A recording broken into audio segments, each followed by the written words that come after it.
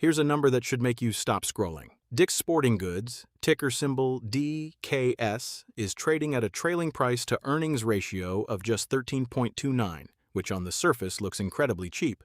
But look at its price to free cash flow ratio, and that number jumps all the way up to 46.47. Same company, same stock price, same day.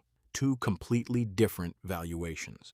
One of these numbers is misleading you, and by the end of this video, you're going to find out exactly which one and why. Let's start with the size of this business, because before we talk about a stock price, we need to understand the company behind it. Over the last 12 months, Dick's Sporting Goods generated revenue of $21,150 million. Out of that, the company kept a net profit of $838 million, which works out to earnings per share of $9.35. And that sounds like a healthy, functioning business. But here's where things get interesting. When you divide that profit by that revenue, the profit margin is only 3.97%.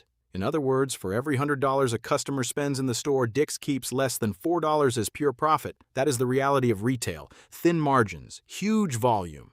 Now let's go back to that gap I opened this video with, because here's where it finally starts to make sense. The trailing price to earnings ratio, or PE ratio, tells you how many years of current profit it would take to equal the share price.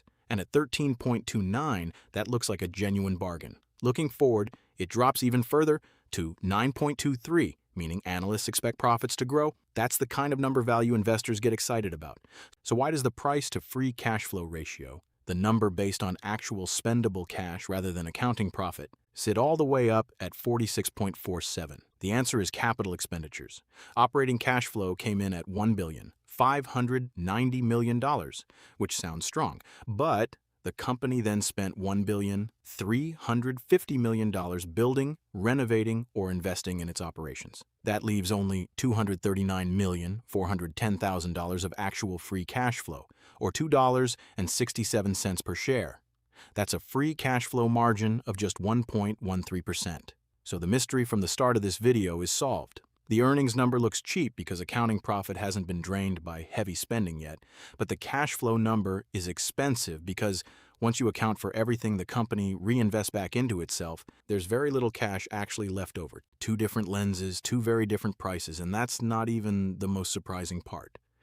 Let's talk about debt, because this is where investors often get confused. Dick's is sitting on $7,960 million in total debt, against just $913,740,000 in cash. That means the company has a negative net cash position of negative $7,050 million, or negative $78.76 per share. At first glance, that sounds alarming, but here's the twist. The interest coverage ratio, which measures how easily a company can pay the interest on its debt using its operating profit, sits at 20.8. That means operating income covers interest expenses more than 20 times over. So while the debt load looks heavy on paper, the company is currently generating more than enough profit to service it comfortably. This is also where the efficiency numbers get confusing for a lot of viewers.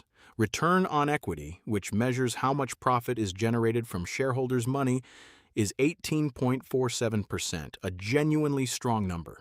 But return on invested capital, a stricter measure that also accounts for debt, comes in at just 8.68%. That gap between 18.47 and 8.68 is a classic sign that debt is amplifying the return on equity number, making the business look more efficient at generating shareholder profit than it actually is when you factor in everything the company owes. Now let's talk about the dividend, because this is where things get even more layered. Dick's pays an annual dividend of $5 per share, giving a dividend yield of 4.02%, and the company has raised that dividend for 11 straight years, with the most recent increase at 6.49%. That's the kind of consistency income investors love, but here's where investors often get confused. Shares outstanding actually increased by 9.3% over the past year, not decreased. The buyback yield is negative 9.3%, meaning the company is issuing shares rather than repurchasing them. When you combine that dilution with the dividend payments, the overall shareholder yield, which nets out dividends against share issuance, comes out to negative 5.28%. So even though the dividend check is real and growing, the total return of cash back to shareholders, once dilution is factored in, is actually negative. Ownership tells its own story, too. Institutions own 78.75% of the company, while insiders hold 31.77%. And short sellers have been ramping up their bets, with short interest climbing from 7,140,000 shares to 7,480,000 shares in just 1 month. That's 8.36% of all outstanding shares now sold short. And it would take about 6.76 days of average trading volume just to cover those short positions. But here's where the story gets almost eerie. The stock's 50-day moving average sits at $210.67, and the 200-day moving average is nearly identical at $210.71.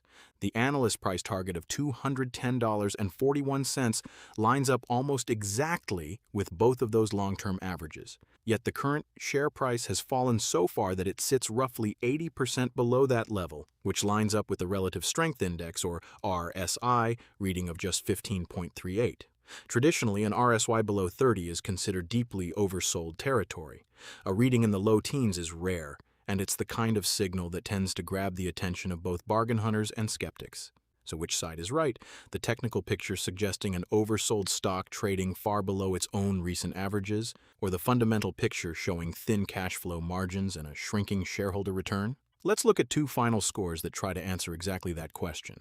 The Altman Z-score, which estimates the risk of financial distress, sits at 3.03, generally considered a safe, low bankruptcy risk zone. But the Piotroski F-score, which grades overall financial strength on a scale of 0 to 9, comes in right in the middle, at 5. Not a company falling apart, but not a picture of obvious financial strength either. Right down the middle.